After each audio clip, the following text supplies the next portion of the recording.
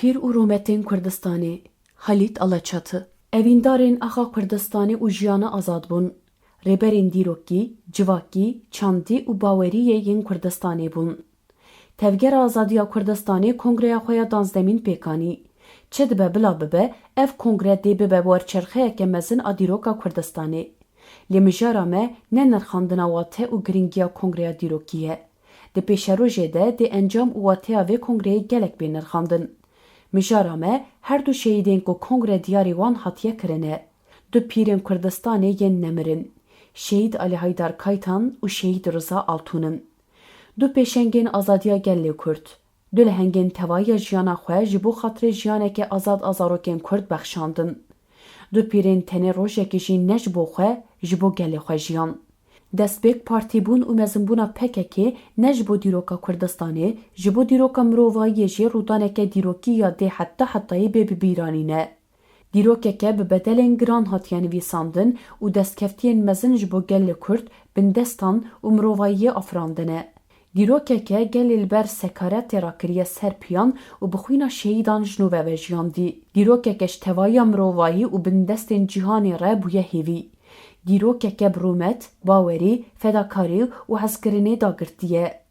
Di jiyanê de tiştek baweyekê ji xwe ber çênabe. Bi taybetî li Kurdistanê tu tişt bêyî ket, xwedan, têkoşîn û berxwedanê pêk nayê. Bi bedelên giran û fedakariyên bên dayîn mimkûn e. Ku îro li ciyanê gelê Kurd tê nasîn ji hêla bindestan ve wekî hêvî tê dîtin, dijminê herî hoviyê dîrokê aniye asta qebûlkirina Kurd û Kurdistanê di saya xwîna şehîdan de ye. Ku îro gelê Kurd gihîşt ber rûmeta jiyana bi nasnameyeke azad di saya van bedelên giran de ye. Şehîd Ali Haydar Kaytan û Rıza Altûn sazûmankarên yekemîn ên vê jiyanê bûn. Evîndarên axa Kurdistanê û jiyana azad bûn. Rêberên dîrokî, civakî, çandî û bawerî yên Kurdistanê bûn. Li dijî jiyaneke bi koletî û civakeke kolê yek kêliyekê guman nekirin û ketin nava şerê azadiyê.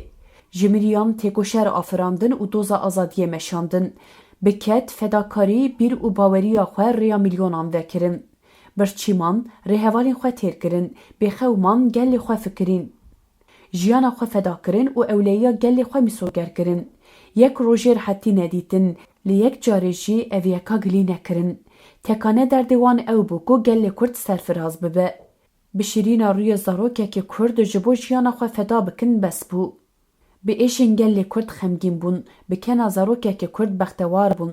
Wekî derwêşên Kurdistanê tî û birçî, bêwest û bêrawest xebitin. Çawa jiyana her du pîrên Kurdistanê bû hebûna gelê Kurd, şehadeta pîrên me jî dibe domandina vê hebûnê.